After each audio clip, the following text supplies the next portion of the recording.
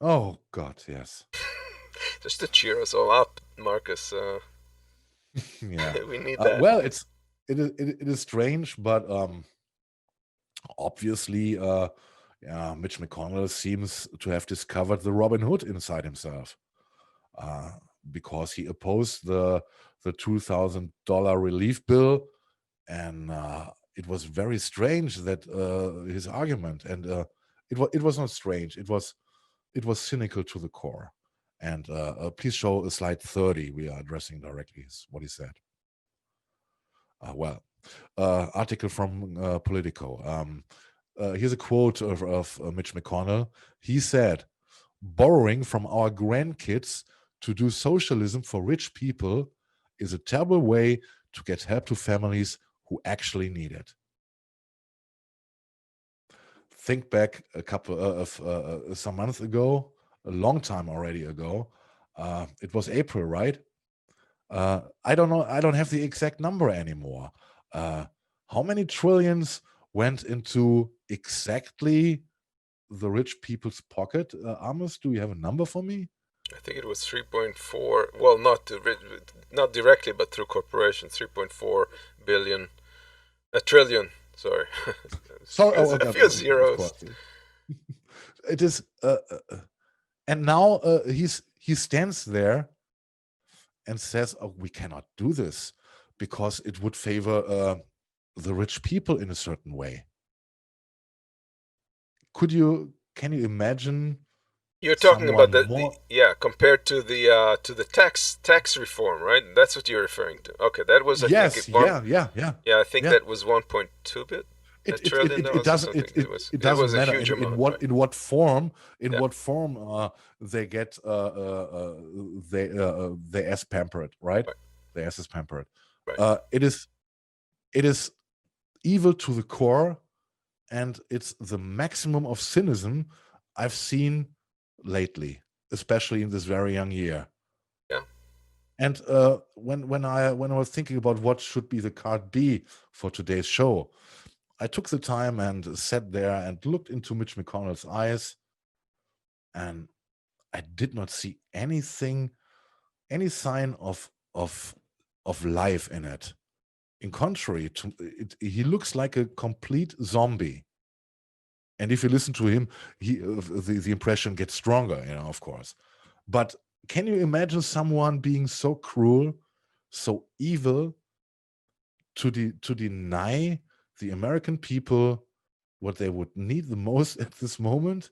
And this is why I said at the beginning of the show, in ancient Rome they had bread and circus, bread and games. You got nothing.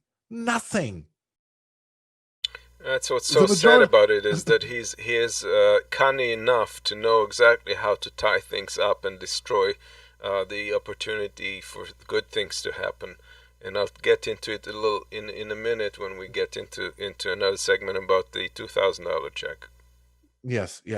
Please run the clip where he stands in the Senate and tells everyone, "No, fuck you.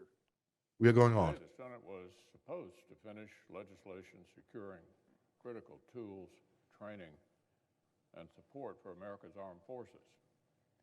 But the junior senator from Vermont had other ideas. Remember, Senator Sanders spent last summer literally trying to defund our military.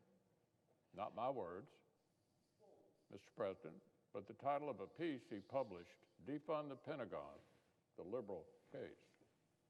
Our colleague authored an amendment to strip 10% of funding from our service members and decimate our defense budget. The Russians aren't cutting military funding. China isn't cutting funding.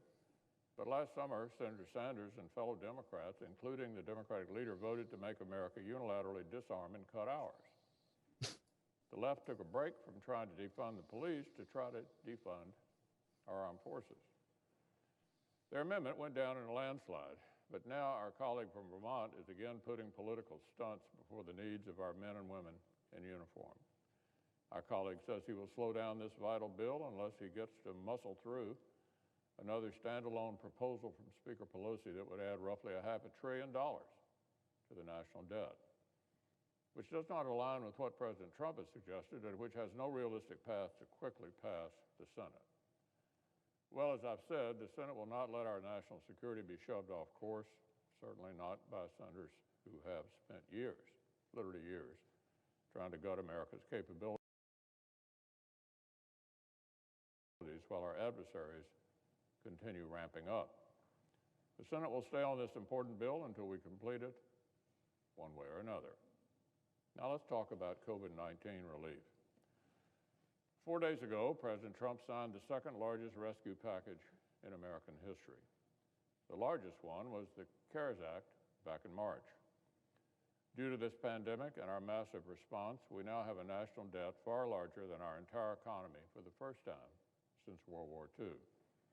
But we knew our people needed more help, so Congress just passed another nearly $900 billion in emergency relief targeted to those who need it most. A second round of payroll support to save small business jobs, more unemployment aid, vaccine distribution money, funding for safe schools, and much more. In addition to historic amounts of targeted help at the request of President Trump and his team, the package also included another round of direct checks to households. Whether or not each household needs the help, whether or not their finances have changed dramatically this past year. Yesterday, Secretary Mnuchin announced households should begin receiving these payments as early as today and this week. That is more good news to a lot of people. After Congress... Yeah.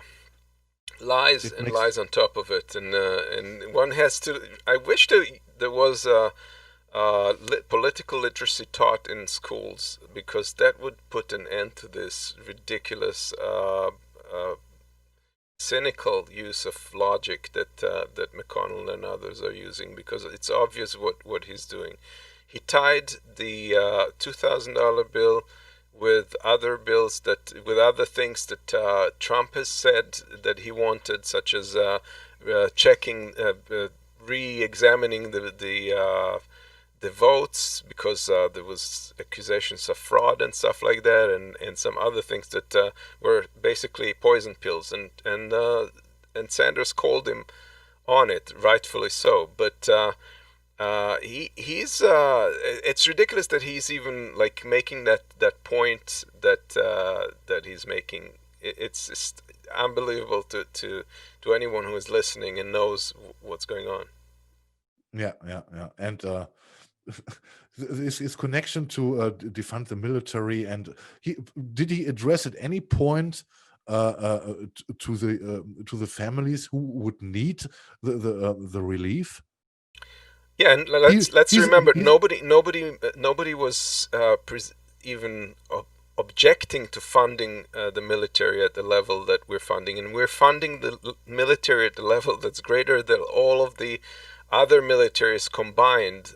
China is nowhere near our level, and he's saying China is putting more money into the military. We're not even close to the same scale.